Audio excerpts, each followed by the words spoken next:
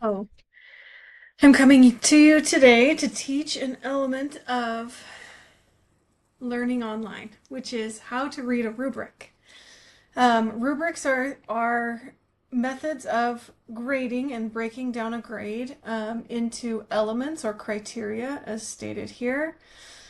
Each rubric is different, and each rubric will explain itself. So, in this particular rubric, we're looking at the BSN 235 class and the data storytelling assignment, which I believe is the second submission of this assignment. This assignment will build on itself. So make sure you read the rubric in each part before you turn in your assignment, and make sure you're following what the rubric says. So let's talk through this exemplary category as much as we can in each of the sections and what we're looking for. So, in the introduction, you are going to state the health issue as clearly as possible. Make sure you focus in on the health issue being diabetes. It mentions that a number of times here. A compelling overview. So this really is a thesis, if that works for your brain, in introducing a topic. So you're going to state what the health issue is and its significance, right? What is it about it? And then you're going to offer a comprehensive description of the data, including any relevant statistics and context. However, remember, you're going to go into detail further on in your paragraphs and graphs and tables and such coming. So this can be an overview as well. So to get exemplary, make sure you do all of the things as clearly as possible, and make sure you have a clear introduction into what you're going to present in this storytelling assignment.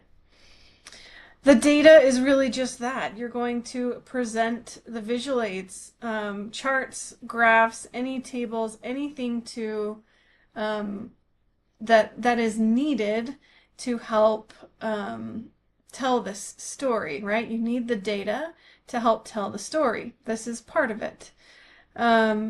Make sure everything connects seamlessly and highlights those key findings, not just showing all the data. Make sure your visual aids are doing that.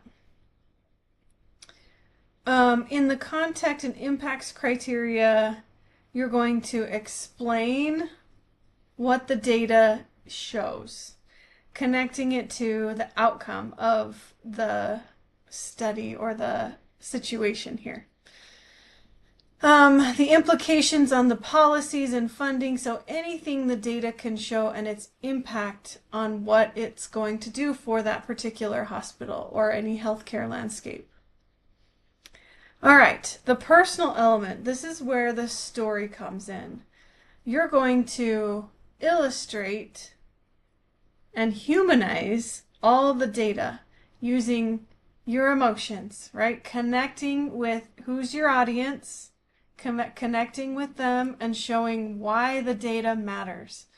You're going to illustrate the real-world impact of the diabetes on these particular patients and tell the story. This is where the story lives. Why does it matter? What is the data telling us? And why it matters. This is the story. So make sure you use descriptive words and you explain things emotionally as much as you can. All right, your conclusion is similar to an introduction. You're going to state any key takeaways, reinforcing the importance of the data. So you're going to state what you already stated, summarizing it again.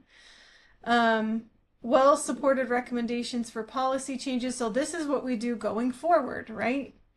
Now that we have this data and we have the emotion and the story, we're going to conclude stating and summing it all up, okay? The narrative is clear and engaging. Just make sure that this makes sense, right? Read your paper out loud. Make sure that that somebody will understand it. Even maybe give it to somebody and ask them, do you understand this? Make sure that you're using those storytelling techniques that have been taught in the class. that makes that complex information easier to understand. And then last in this criteria is the relevance and accuracy. All your data needs to be relevant to the topic. If you're presenting something that doesn't fit into your story, take it out. You don't need it in there. So make sure everything you're presenting is relevant to your story. That's all I have for you today, but please reach out if you have any questions on how to read a rubric.